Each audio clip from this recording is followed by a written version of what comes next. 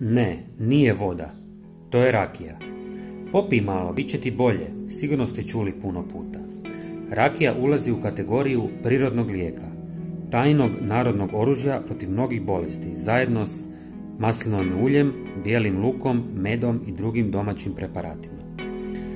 Rakija pomaže kod bolova u želucu, na primjer pojeli ste težak i mastan obrok koji vam je uzrokovao bol u želucu. Prst 2 šljivovice, loze ili travarice odmah će ga umiriti. Pomaže također i kod zubobolje. Gutlje rakije držite 10 sekundi na bolnom zubu, promučkajte i zatim ispljunite.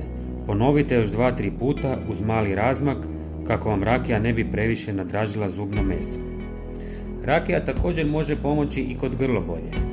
Ako je grlopolja, to jest upala grla izazvana bakterijskom infekcijom, rakija s par kapi propolisa uspješno će dezinficirati grlo. Također će pomoći topli biljni čaj s par žlica rakije. Također rakija može pomoći kod bolova u leđima, u kočenom vratu, kod oteklina, kod loše cirkulacije i kod uroloških problema. Rakija s peršinom sjajan je saveznik u borbi protiv bakterijskih infekcija urinarnog trakta. Odlično paše kao aperitiv za jutarnje buđenje uz sir i pršut, uz kulen, može prije i poslije ručka, navečer uz vino ili pivo, pomaže da lakše zaspite, da zaboravite, da se nasmijete.